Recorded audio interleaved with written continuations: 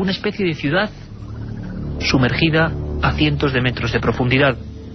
Ocurre en el mar de la aventura, en una zona de batallas, de piratas, de antiguos tesoros enterrados. Lo que nadie se esperaba es que el robot Rob descendiese y encontrase algo que parecía una megalópolis de otro tiempo. ¿Qué clase de seres humanos, de individuos pudieron vivir ahí? Templos, habitaciones, estructuras recortadas, tecnología en la piedra. Dimos la noticia, el adelanto, no se había hablado apenas de este asunto, en Milenio 3 la pasada madrugada. Y os prometo que esta noche, si nos seguís, vais a ser partícipes de un sinfín de descubrimientos. Milenio 3. Como siempre, el mejor equipo: Carmen Porter, Katia Rocha, Carlos Barroso, este que os habla Iker Jiménez, y los lugartenientes.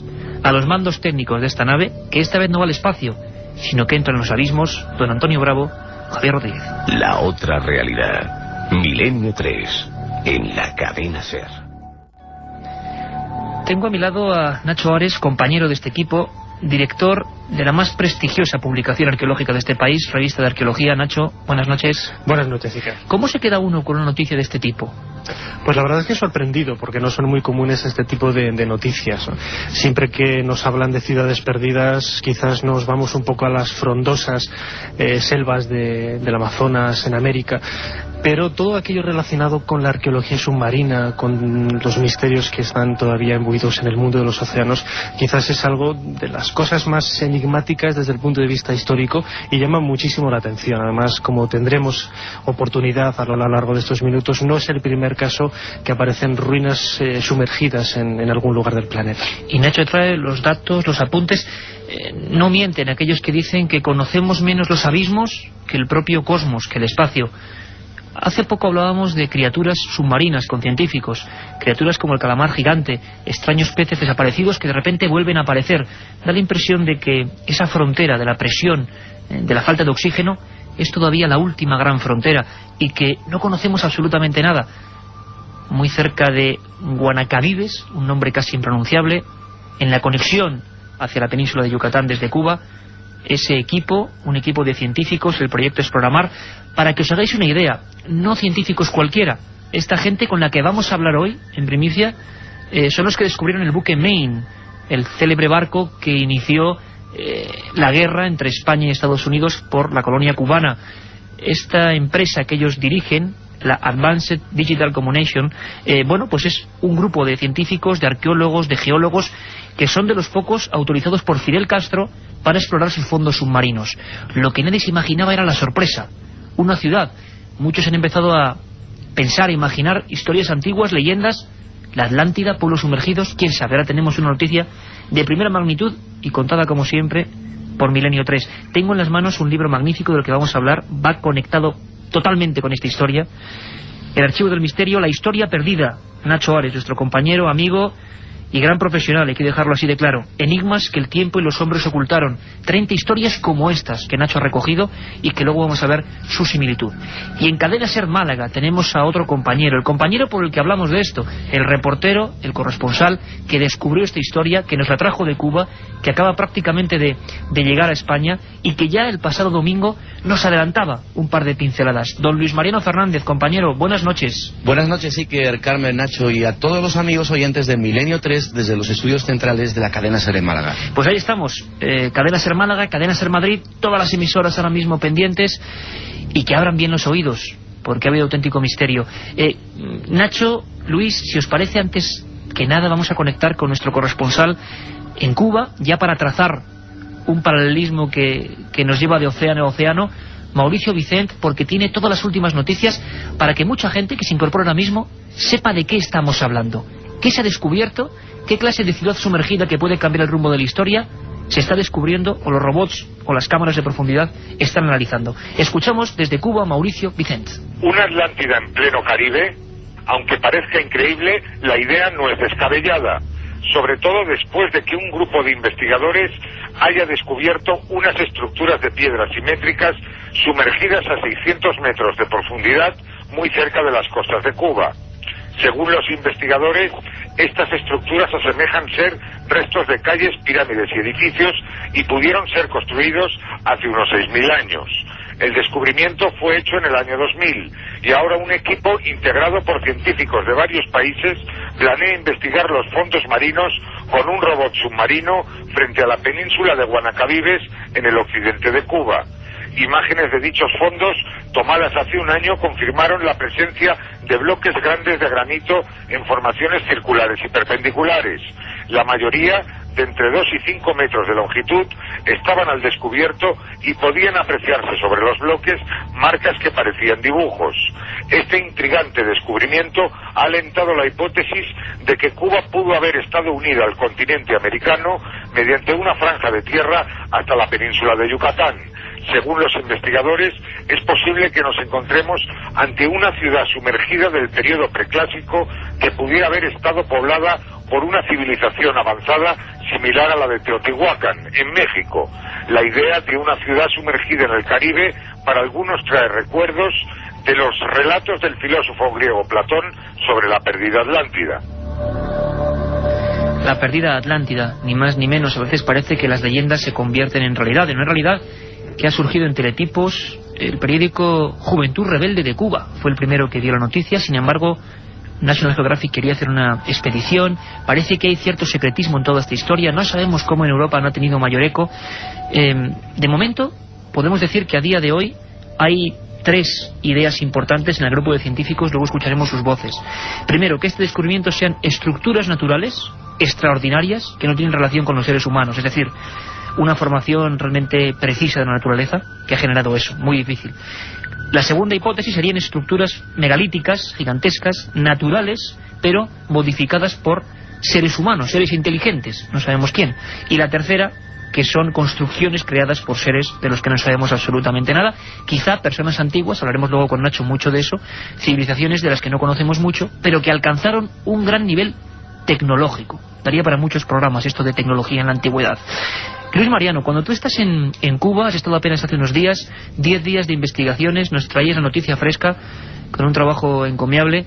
¿Qué te encuentras? ¿Cómo están los científicos? Antes de pasar a lo que piensan y sus declaraciones, ¿cómo te los encuentras? ¿Encuentras a un equipo realmente impactado por el descubrimiento? ¿Qué pasa, Luis?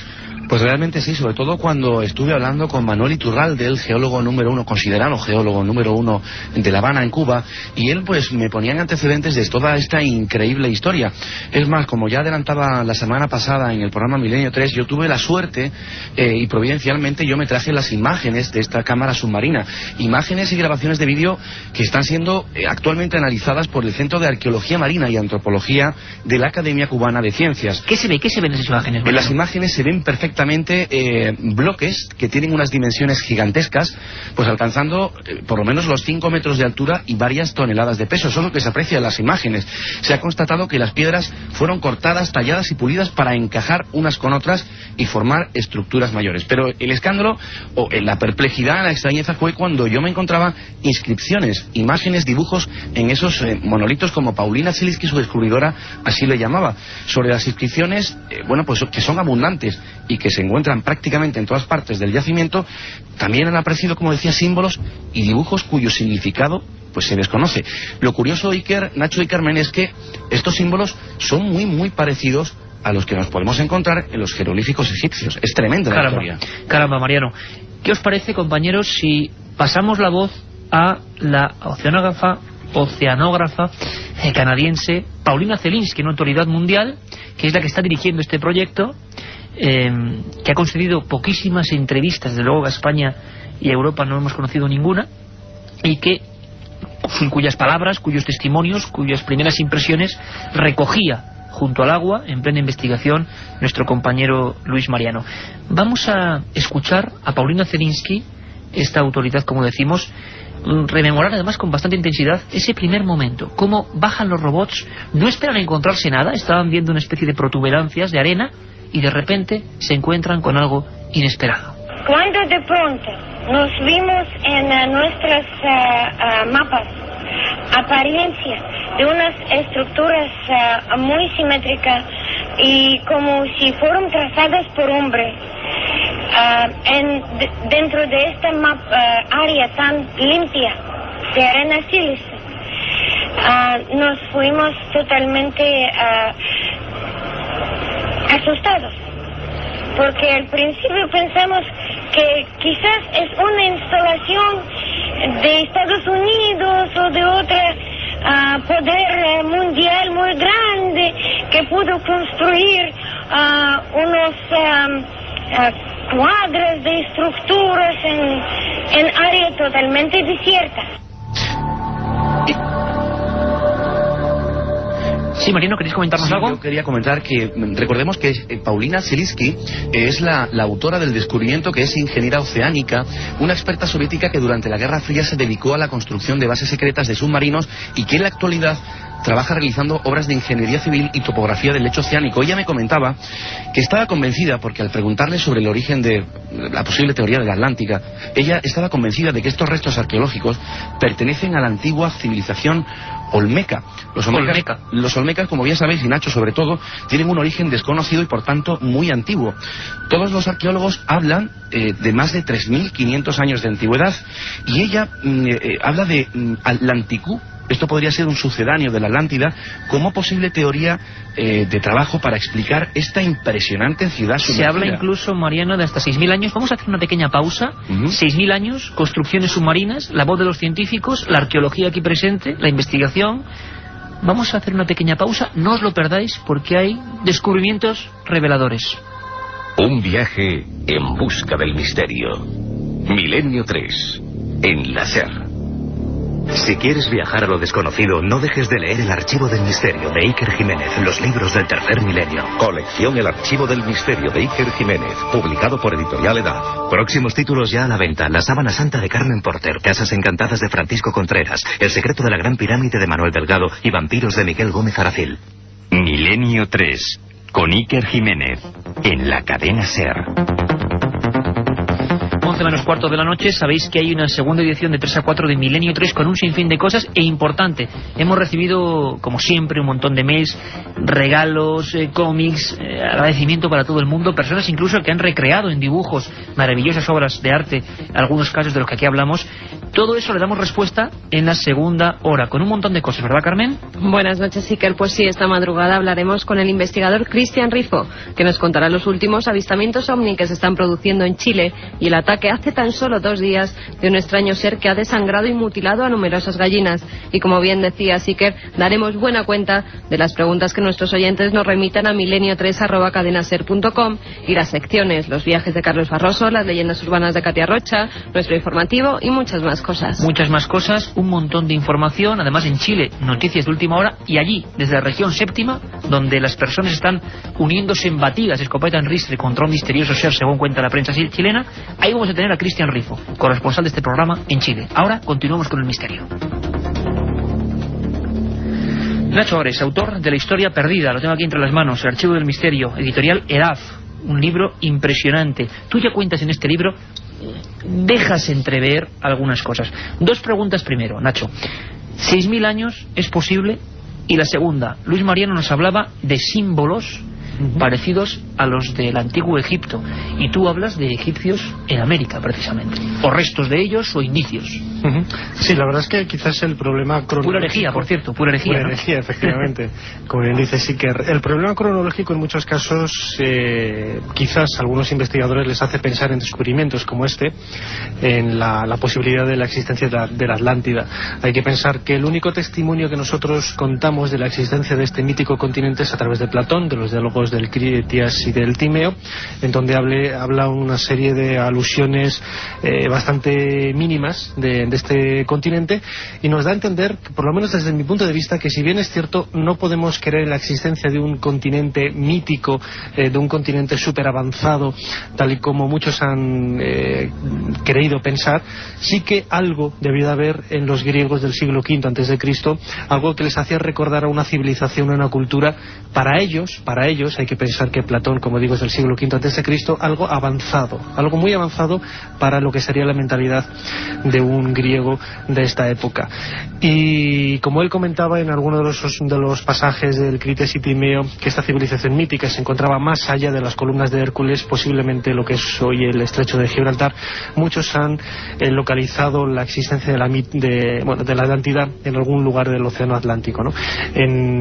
A finales de los años 60, cuando apareció las ruinas muy parecidas a las que hoy aparecen en Cuba, en Bimini, en las Bahamas, un poco más al norte, cerca de Florida, algunos apuntaron la posibilidad de que esto fueran restos de la Atlántida, ¿no?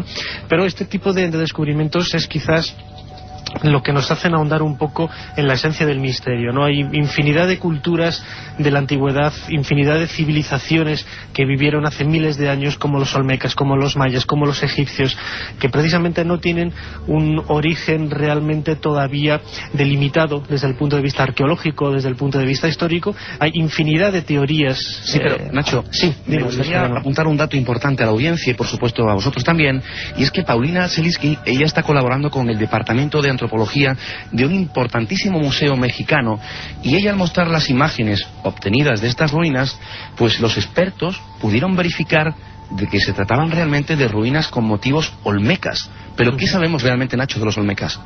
Pues muy poco, la verdad es que es muy poco. O sea, no solamente de los olmecas, sino también de los mayas, aztecas. Son una serie de culturas que aparecen en una época problemática hace 2000, 3000 años en todo lo que es la región mesoamericana, y cuyo origen, al estar solapadas unas encima de otras, es muy difícil de entrever, ¿no? De conocer.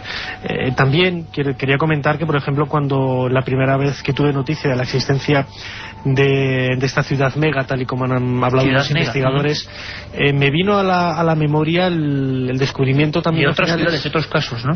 Un momento, Nacho, solo porque hay dos casos interesantísimos que tú tienes y recoges en tus investigaciones y en los libros que estamos comentando, pero antes me gustaría, para que la gente vea cómo se siente una científica de este calibre, Paulina Zelinsky, en el momento en que ve esas ruinas, en el momento en que baja y observa algo que nunca en su vida había visto. Frente a frente la ciencia con lo desconocido. Cuando pensaban que solo había arena, arenisca, se encuentran con lo siguiente. Vamos a escuchar a Paulina Zelinsky. Hay unas estructuras gigantescas, construidas de piedras muy largas, muy grandes, de formas geométricas perfectas, como si fueran cortadas, y instaladas una sobre otra, con una perfección que yo creo que día hoy no podemos hacerlo. Una perfección con la que hoy creen que no podemos hacerlo. Nacho, ¿queréis apuntar algo? Sí, antes quería comentar un detalle bastante curioso. A finales de los años 80, comienzos de los 90, aparece al sur de Japón la presencia de una ciudad también de características similares, ¿no? En Yonaguni, muy cerquita de Okinawa, este archipiélago del sur de Japón. En aquel caso eran plataformas piramidales, grandes esplanadas, grandes. También había la posibilidad, los investigadores japoneses decían, de la existencia de grandes avenidas, etcétera, ¿no? Pero quizás la virtud de este nuevo descubrimiento en Cuba, lo que desde mi punto de vista lo hace muchísimo más interesante de lo de Yonaguni, es precisamente, como comentaba ahora la oceanógrafa, la existencia de bloques individuales, es decir, pequeños, entre comillas, bloques de varias toneladas de peso, de entre 2 y 5 metros, algo que no sucedía en aquel descubrimiento en Japón, ¿no? Donde los geólogos demostraron al final que era una especie de estructura de placas originado de forma natural por la erosión producida, pues el agua, las esponjas, corales, etcétera, ¿no? Y que, entre comillas, había dado la casualidad de generar ese tipo de aparentes avenidas, aparentes monumentos piramidales. Sin embargo, la existencia de bloques individuales es quizás lo que le da ese matiz más humano, ese matiz humano, ese elemento humano, que es quizás lo que le hace, desde mi punto de vista, sin haber visto todavía las imágenes ni fotografías, también quería recalcarlo, el detalle de dar más importancia a este nuevo hallazgo. Luis Mariano, una cosa importante, tú que has tenido la oportunidad, nosotros hemos visto alguna de las imágenes, tú has visto toda esa filmación auténticamente privilegiada, ¿qué es lo que más te llama la atención de toda la grabación? Porque es un robot muy especial el que tiene que bajar, es una presión pues casi infinita la que se soporta esas dimensiones del abismo, pero ¿tú percibes que eso está hecho por humanos en un tiempo remoto, es decir, no te cabe la menor duda de que es una construcción hecha con la mentalidad de un ser humano, es decir, nos hablan, y recojo las noticias que han enviado varias agencias, parece que algunas de las estructuras, y ahora es muy importante, Nacho, también lo que tú comentes, tenían un origen, o les da la impresión a estos científicos, y veamos el calibre de lo que esto supone, de que eran una especie de observatorios o habitaciones en forma de cruz, tipo ritual o tipo religioso, de alguna religiosidad que igual ya no existe o no conocemos. Luis, ¿qué es lo que más te impresiona a ti de toda esa afirmación? ¿Realmente se perciben tantos detalles? Sin lugar a duda, Iker, es que las imágenes se pueden apreciar perfectamente que se trata de una ciudad con sus calles, avenidas, a pesar de que estamos hablando de una profundidad importante de entre 600 y 3000 metros, pero la calidad de imagen es transparente y diáfana, clara, y lo extraño de los símbolos, los dibujos en la roca, en esos monolitos. Incluso se pueden ver habitaciones, cómo esa cámara submarina se mete dentro de una habitación, cómo se ve claramente en esa habitación que hay una ventana, curiosamente en forma de triángulo o pirámide. Es decir, podemos ver en esas filmaciones, más o menos yo tengo una hora de esa filmación, en la que se puede ver claramente que estamos hablando de los restos de una ciudad, pero sin lugar a la duda. Y esos símbolos, como hemos hablado de jeroglíficos, ¿podríamos precisar algo más? Figuras humanoides acompañadas de letras. ¿Se puede percibir algo? ¿Algún criptógrafo, algún especialista en paleografía ha intentado descifrar eso por el momento? Porque lo que nos extraña, Luis, tú acabas de llegar de Cuba, es la poca repercusión informativa de un hallazgo de este tipo en Europa. Nos llama mucho la atención. Así es, y podemos decir también que la mayoría de las grandes cadenas de televisión estarán a la espera de que les faciliten este material sin precedentes, las imágenes submarinas, que ningún medio de comunicación, repito, pues posee, ¿no? Lo que sí te puedo decir, y además es otro dato importante para Nacho, es que Paulina Selinsky me enseñó en su domicilio una fotografía de este importante museo mexicano, en la que se ven figuras, bustos, por decirlo de alguna manera, con ese tocado egipcio. Es decir, estamos hablando de figuras como parecidas a la esfinge que hay en Gizeh. Tremendo, con un tocado egipcio. Pero totalmente. Nacho, ¿esto? ¿Cómo sí, se ahí por ejemplo hay un investigador, no recuerdo de qué nacionalidad tiene, Hairazboy, que tiene varias publicaciones, además, curiosamente, relacionando la posible conexión histórica entre los olmecas y los antiguos egipcios.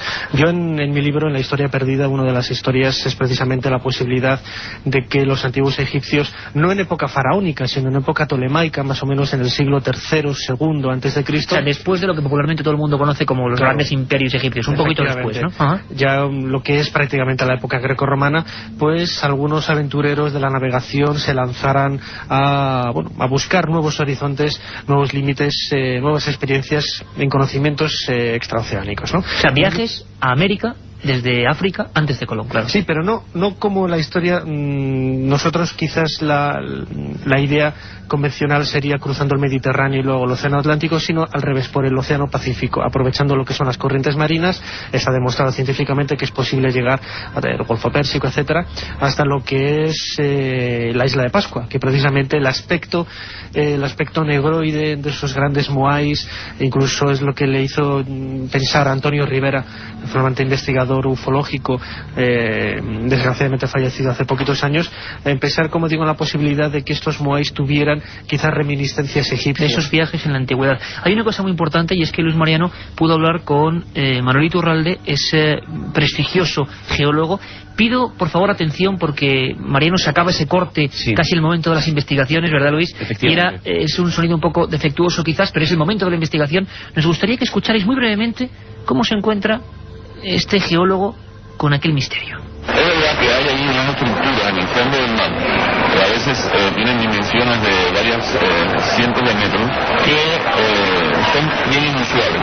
O sea, nosotros no tenemos una explicación sencilla, directa de esta estructura. No tenemos una explicación sencilla y directa de estas estructuras, lo dice a nivel geológico, evidentemente.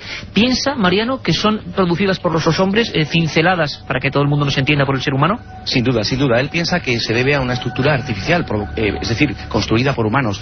Preguntabas al principio rápidamente si ha habido un escepticismo científico, y es que es verdad, es que esta teoría y su inevitable paralelismo con la mítica ciudad de la Atlántida, pues consideran poco creíbles por las mencionadas por el tema de la profundidad y la antigüedad. Esto es lo que dice el gremio un poco científico, ¿no? ¿no? Es decir, que hay escepticismo. National Geographic parece que quiere hacer una expedición importante también para corroborar estos descubrimientos. El problema que hay allí es económico, es decir, ellos de momento no pueden acceder humanamente a esa profundidad para poder rescatar restos y poder analizarlos.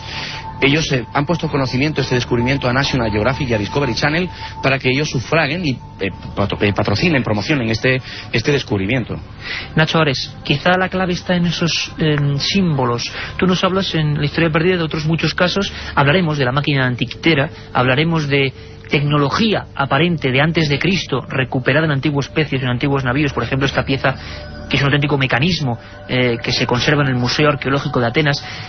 La clave está en los símbolos, y quizá el mar nos sigue dando más oportunidades. Habría que quizá acercarse más con nuevos robots. Dicen que hay un robot que se llama Roman, que va a bajar allí de nuevo y que va a catalogar todo eso. Pero la clave estaría en esos símbolos para comprender toda esta historia. Hombre, yo creo que si definitivamente aparecen textos, aparecen jeroglíficos sobre algunas de las piedras, y ya sean jeroglíficos egipcios o jeroglíficos de cualquier tipo de escritura mesoamericana antigua, podría ser la clave definitiva que lo pudiera relacionar de una manera directa con una de estas civilizaciones de hace 2000, 3000 años, ¿no? Lo que está claro es que es lo que señalaba Manol Iturral, de que esto podría cambiar el conocimiento de la evolución del ser humano y, por supuesto, de la evolución de las Américas. Aquí el misterio, Luis Mariano, muchas gracias. Desde Cadena Ser Málaga, Nacho Ares, director de la revista de arqueología, autor de La Historia Perdida.